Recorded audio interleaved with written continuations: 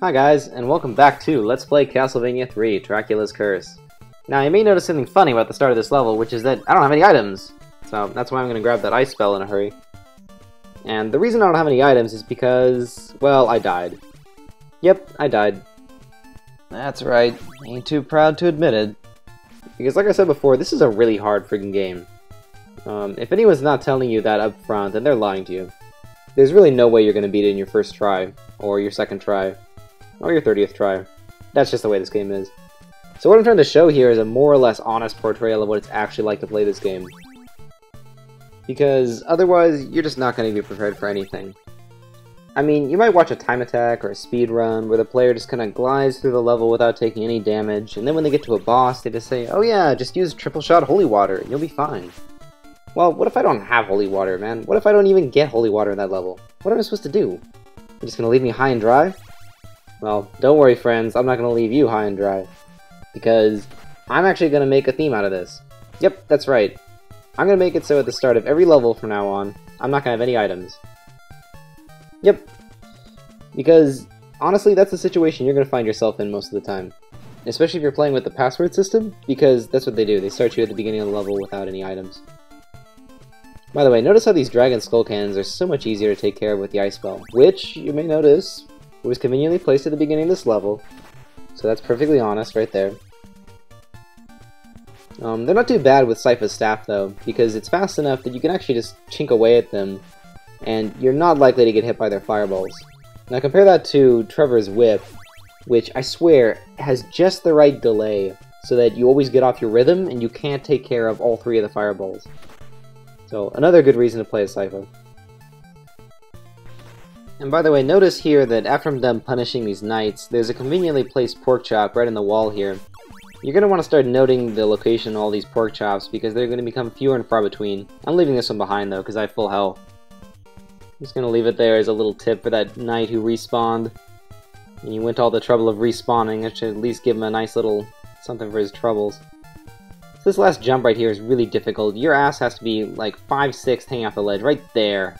And that's actually where I died. That's a really hard jump to make. At this point I'm actually going to shut up because this is, in my opinion, the best song in the game. So, have a listen.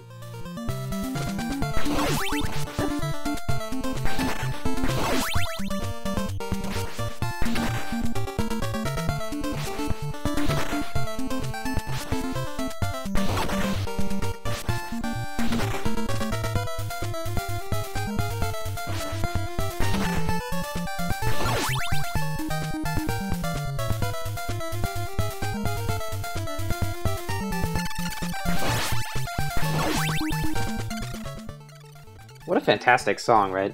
That song is called Aquarius, I assume because in the Alucard path that song is used in a water level.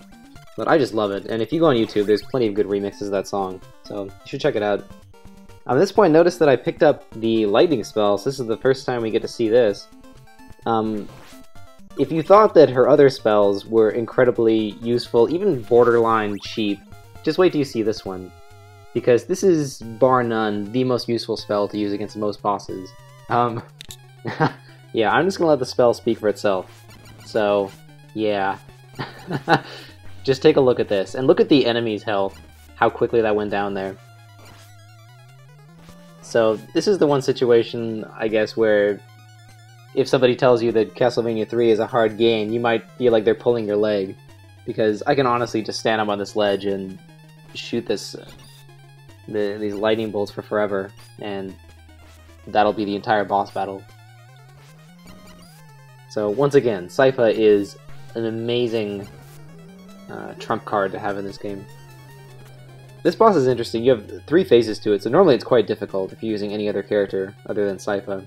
The final boss is, I think, supposed to be an homage to the final boss in Castlevania 1, although he's much, much easier. He jumps higher, and so you can always duck underneath him very easily. And he only rarely shoots out these little fireballs, which you'll only get a glimpse of because I take care of them with my lightning spell pretty quickly, right there. But, all in all, the lightning spell just makes short work of all these guys. Just a little groan, burst into flames, and we're all done. Yeah. So, that's it for this level with awesome music. Next level we're going to have some even more awesome music, which you may recall from a previous Castlevania game. So, I'll see you guys then.